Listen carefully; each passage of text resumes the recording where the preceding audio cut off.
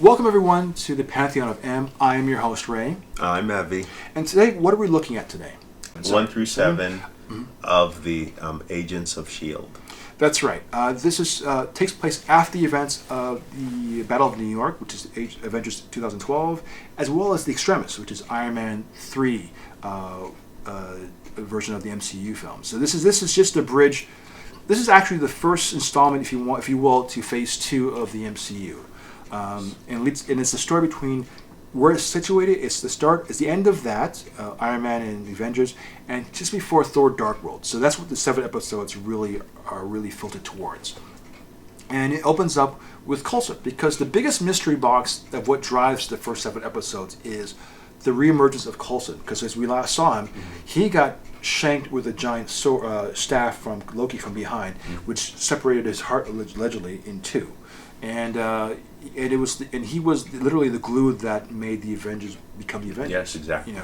And Coulson was the underlining fact, as we said in our last Avengers podcast, he was who you saw in all the Iron Man films. He's who you saw in Thor. Yep. You saw a brief bit in Captain America, and then of course this movie. So, and we also mentioned a couple of short MCU one shots. Yeah, we did. This is what leads into the Avengers. The Agents of S.H.I.E.L.D. being the Agents of S.H.I.E.L.D. Fury gives him his own team, and they become a clandestine sect of S.H.I.E.L.D., whereas basically an organization that's within the organization. So if you're level 7, you're only privileged to his existence, and that's it. Yeah, exactly. No one else below level 6 is aware of Coulson's team or him being allegedly not dead. Right, exactly. So that's how that sets up.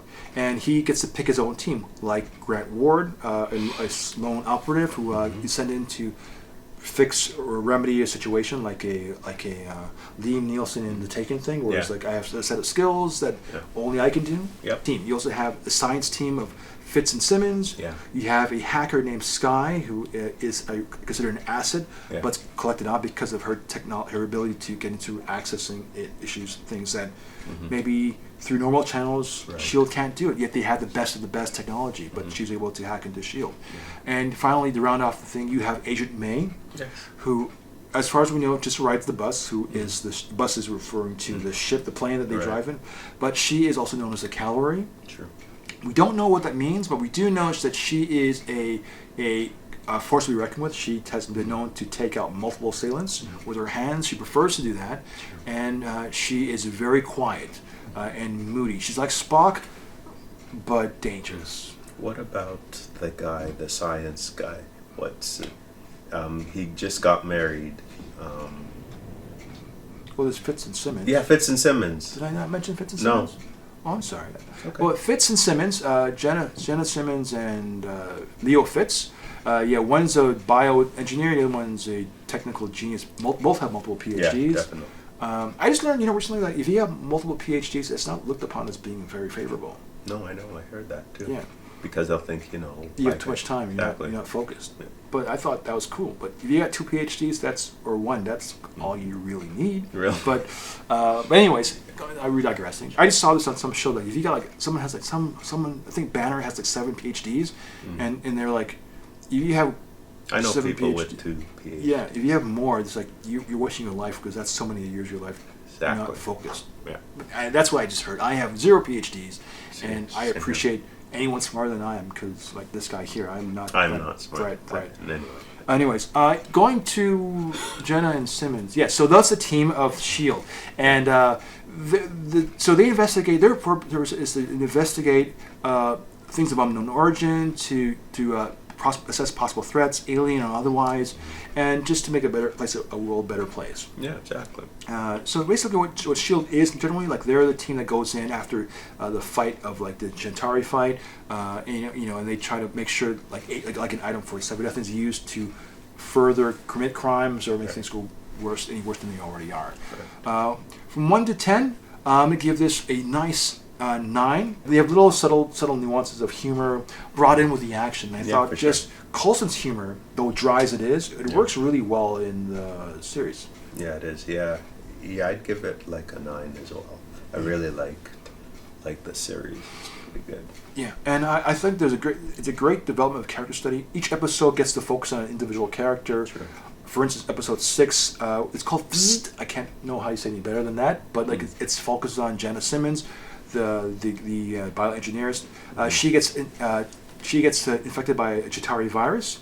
That if she doesn't solve the mystery fast, her brain will be electrocuted by a lightning bolt. So, yeah. Like something like that. So they get to solve the mystery fast, and then the last half of the series focuses on her and her relationships with the cast, and it's a really coming together and developing of the crew. And I thought it was really brilliant. Overall, would you recommend this to anybody? Do you think it's Yeah, I would. For and like fanboys who like everybody, like Nick Fury and Coulson. Yeah, definitely I would. oh yeah, because also you have cameos too. It's true, we do. Okay, now biggest question I ask you is if you had to tell, like if no one's ever seen Agents of S.H.I.E.L.D. and you had to tell them watch 8 episodes 1 through 7, how would you pitch this to somebody to go watch this? Like how would you, like if I didn't know anything about it, you say, Ray, this is this great show called S.H.I.E.L.D. What would you say to me to get me to watch it? Okay, it's an offshoot of the Marvel comic, Right. The MCUE Right. and EU, and and it deals like with aliens and such, and it's funny too. I think that's a pretty good thing, and also you have the cameos of Nick Fury, things that Exactly. you don't know who's going to pop up next. You know? True. Did you like the mystery box? I mean, at this point now we don't know anything, but the way they ramp up the mystery of Coulson. Yeah, that. Yeah, like I just watch it to see, if we have more information on Coulson. Okay, should be fine. Yeah. Cool. Anyways, that's it for our episode. We ask you to hit subscribe at the bottom of the screen. Anything you can do, if you hit like, subscribe, we really appreciate it. The more we get, the more we can actually do. So with that, I'm Ray. And I'm Evie. We'll see you next week.